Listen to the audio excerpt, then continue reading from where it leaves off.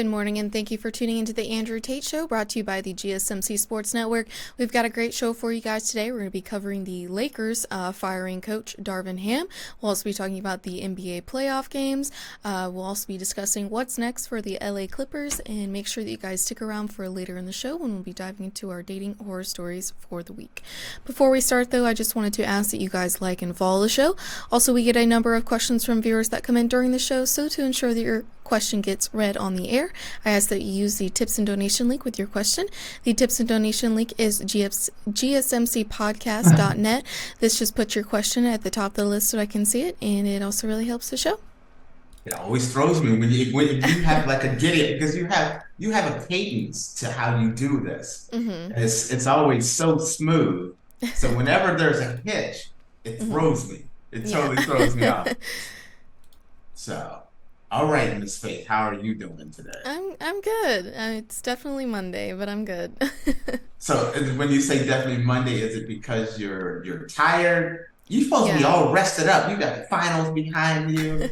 You're Well, like, I went out with one of my friends yesterday. We did like a little hike yesterday, and then went and got lunch afterwards, and then I came home and took too long of a nap at like 3:30, so I had a hard time going to sleep last night. So, see, if first off, we talk about my lack of sleep. I tell you what, if I take a nap, it's curt. I mean, if I'm able to take a nap, mm-hmm, then I'm ruined for like 2 days. mm-hmm. I can't do it. Also, want to give everybody a heads up as I'm like hovering over the mute button here. I have a huge cold. So I just took medicine right before, about 45 minutes before coming on air so I could get through the show. Mm-hmm. But if my eyes look like I've been, partaking of some interesting things, it's just a cold. And if my voice sounds a little weird or I start sneezing or coughing, you guys understand. Yeah. So sorry about all the sniffles and all that stuff, but we got this. Yeah. All right. Alrighty, so let's just dive right into it. So our first segment is the Lakers fired coach Darvin Ham. The story comes from Yahoo Sports. So Darvin Ham's seat was hot from the moment he touched down in Los Angeles to become the next Lakers head coach, or the next scapegoat, depending on how one looks at it. It's never as simple as being eliminated in the first round a year after making an improbable run to the conference finals. Never as simple as the expectation that comes with coaching two generational players, each with their own particular sets of needs that complicates matters severely. It's never simple with the Lakers, never simple with LeBron James, who wielded his own leverage moments after the Lakers were eliminated Monday night by defending champion Denver Nuggets. But maybe it's as simple as the Lakers fired Ham after 2 seasons because they wanted to, because it was set in their minds reasonably early that they gathered enough evidence to say Ham wouldn't be the guy moving forward. You fire a coach because he loses a locker room, the players lose faith in him, and the front office can't instill confidence in the players. But nobody was going to be Ham's advocate anyway. Given how many teams in today's leagues fancied themselves as title contenders only to be sent home after May, let alone June, it's a predictable result. The coaches, while handsomely compensated, are easily disposable. One could make the case, reasonably or not, that you could fire 20 of 30 NBA coaches this season if you really wanted to fire them. The Lakers rarely see reason to keep a coach, going all the way back to Pat Riley and Phil Jackson, guys on the short list of the greatest of all time. Okay. When I heard this, I wasn't surprised. Mm-hmm. I've never been a big advocate for coaches should be fired. I've never been that guy. But I kind of felt like it was the right decision. Not that Darvin Ham is a bad coach. I don't think Darvin Ham's a bad coach at all. Mm-hmm. I just think Darvin Ham is the wrong coach for this team, and it was the right time to make that move. He's had a successful career with the Lakers, no matter how you slice it. when you say year one, they made it to the Western Conference Finals and they got swept by Denver. Mm-hmm. Then they did the in-season tournament to win the very first in-season tournament. Then after that, his team made it to the finals again. With those three things on his resume, those are impressive things on a resume. Those are things that when people step back and look at Darvin Ham, he's going to be fine. He's going to get another coaching job. Mm-hmm.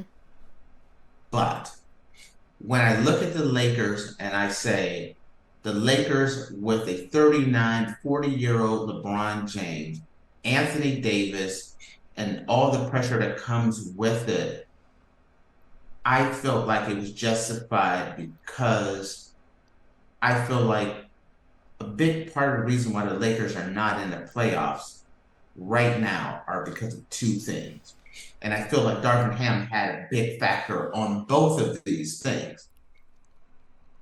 The first thing is, after the in-season tournament, Darvin Ham he changed the starting lineup for an extended period of time in which the Lakers were losing a lot of games. After blowing through the in-season tournament, he didn't stick with the same lineup that got them to the finals, that got them so successful in the in-season tournament. Mm-hmm. And because of those losses, while he was playing with the starting lineup, the Lakers ended up making the play-in tournament and then having to play Denver. Mm-hmm. Well, Denver has had the Lakers number. That's the first thing. So if they would not have played with that, if they wouldn't have played with the starting lineup, I believe, this is my assumption, my belief, the Lakers finish out of the mean in the playoffs, not having to play in the in-season tournament, and they don't draw Denver in the first round. Maybe they draw someone else, a Cleveland or Orlando, a Clippers, a Dallas, Oklahoma City, someone else other than the team that had dominated them. Mm-hmm. So directly, Darvin Ham's coaching decisions, I felt like, had a major factor on where the Lakers ended up at. Then, what have I said about Denver all year when it comes to the Lakers, Faith? It's the same show every time.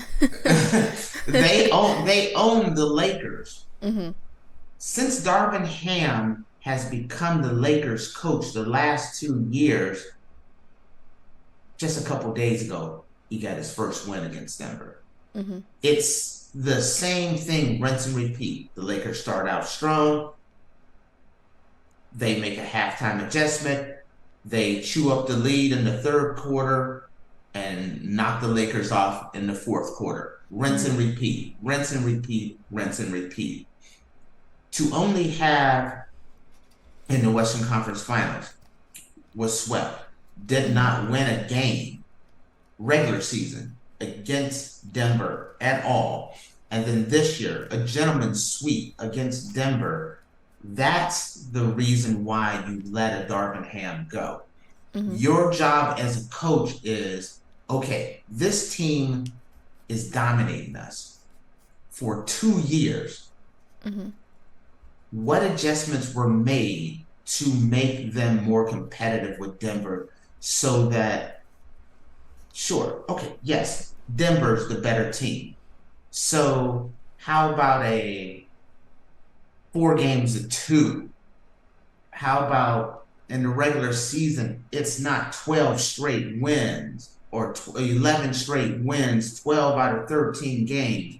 Maybe, Lakers win 5, Denver wins 7. That would show, hey, he's made the adjustment. The Lakers are doing better against Denver. There's absolutely nothing that shows that the Lakers have improved against Denver except for they just keep getting beat down, whether it's regular season or playoffs.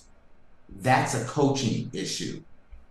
there's a difference between a team. Sure, I still admit Denver's the better team, Mm-hmm. but it's how you perform against them. Eventually, you have to figure out something to bring things closer. Right. Lakers losing in 6 games, respectable after getting swept. Saying the Lakers haven't won a regular season game against Denver at Mm-hmm. all. That's a coaching issue. That's a coach not figuring. The coach's job is the X's and O's. How do we get better? Where are my adjustments to make us better against Denver? I didn't see it. Mm-hmm. When you look at the Minnesota Timberwolves, a lot like the Lakers, a lot of big bodies, they were able to make that adjustment and win game 1 against Denver. Mm-hmm. The Lakers needed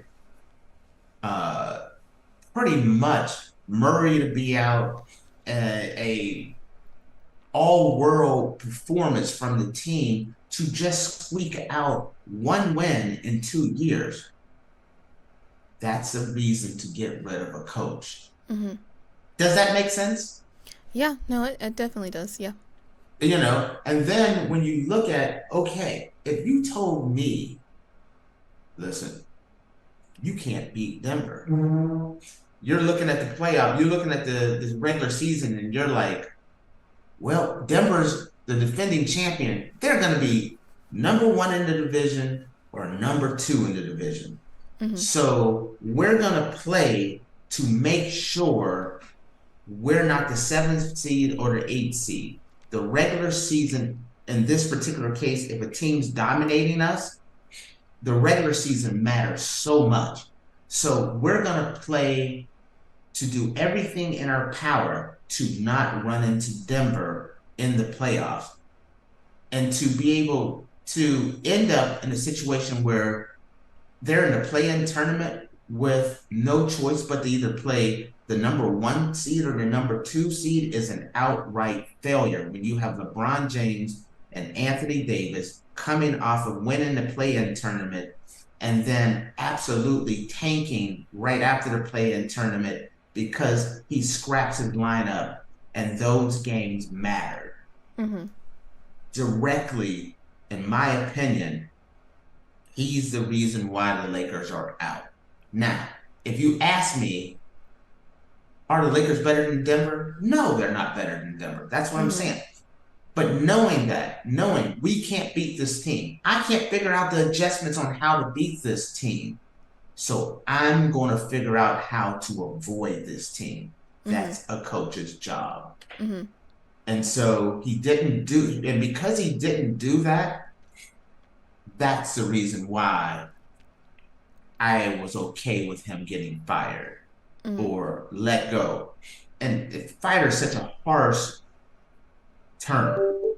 Let's call it the Lakers looking at this situation of what's going on with Denver, seeing all these young teams up and coming and realizing it's not that we're firing him.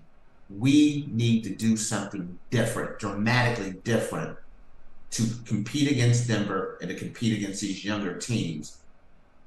So the coach has to go. Yeah.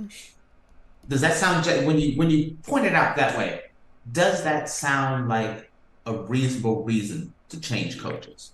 No, I mean it does. If you only you only beat a team once in like 2 years, it definitely seems like it's a coach problem instead of a team problem. What would happen at the University of Georgia? You go there. Somebody use that as an example. Mm-hmm. If the University of Georgia went and for it'd be equivalent of 10 years straight, they crush everybody but lose to Alabama again and again and again and again and again. An athletic director would look at the coach of Georgia and say, he's a great coach, he's done great things, but we need a new solution because he can't figure out how to get past Alabama. That's what an an athletic director would do. That's what a general manager should do. That's the reason why it's justified to get rid of him. I Yeah. don't like the whole getting rid of coaches, and I know the Lakers have gotten rid of a number of coaches in the last few years, but this one I think is the most justified of all. Yeah. So, Alrighty, guys. Well, with that, we are going to take a short break, and when we come back, we're going to be talking about the NBA playoff games. So make sure you guys stick around, and we will be back in a minute.